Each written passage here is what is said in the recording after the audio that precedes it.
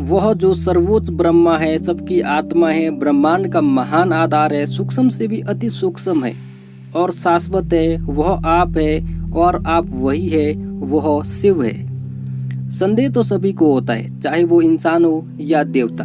तभी तो ईश्वर को अपना विश्व रूप या शक्ति का प्रदर्शन भी करना पड़ता है। भगवान शिव ने क्यों दिखाया विश्व रूप भगवान राम को? जब भगवान राम को संदेह हुआ कि कैसे कोई एक भला समस्त ब्रह्मांड कैसे हो सकता है, कैसे एक समस्त ब्रह्मांड है और कैसे समस्त ब्रह्मांड एक के अंदर ही समाहित हो जाता है।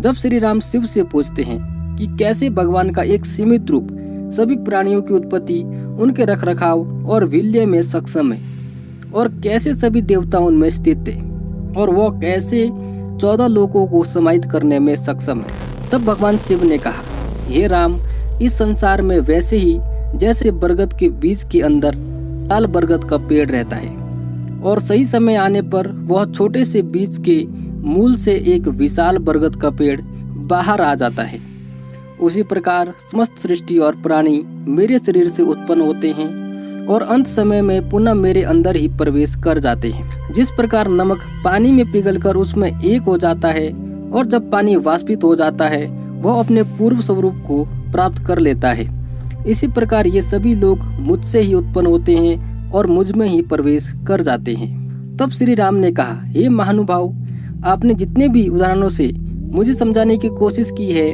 मैं भ्रमित व्यक्ति, मैं ठीक से समझ नहीं पा रहा हूँ, अब मैं क्या करूँ? तब भगवान शिव ने कहा, हे राम, यह संपूर्ण चराचर और उचर सृष्टि मेरे उदर में निवास करती है। आप में उस दृश्य को देखने के लिए पर्याप्त शक्ति नहीं है, क्षमता नहीं है। मांस की इन आँखों में ना तो मनुष्यों और ना देवता मेरी कृपा के बिना मेरे उज्जवल ब्रह्मांडीय रूप को देखने में सक्षम हो सकते हैं। अतः हे दशरथ के पुत्र, मैं तुम्हें दिव्य दृष्टि दे रहा हूँ, डरो मत और मेरे दिव्य ब्रह्मांड के रूप को देखो। इस प्रकार भगवान शिव ने कहा और राम को दिव्य आंखों का आशीर्वाद दिया। इसके बाद भगवान शिव ने अपना मुंह खोलकर राम को दिखाया, जो पाताल लोक जितना चौड़ा था। ऐसा भयानक दृश्य देखकर अरबों बिजली की चमक से जगमगाते हुए श्री राम भय से कांपते हुए घुटनों के बल भूमि पर गिर पड़े।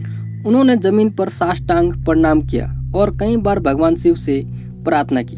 तब श्री राम ने सब कुछ देखा, सृष्टि की उत्पत्ति और विनाश, भूत वर्तमान भविष्य, सब कुछ देखा। उस भयानक दृश्य को देखकर श्री राम ज्ञानी होते हुए भी भय से कांप उठे और भगवान शिव को बार बार प्रणाम किए। तब भगवान राम ने भगवान शिव की स्तुति में सभी उपनिषदों का एक सार एक भजन के रूप में गाया।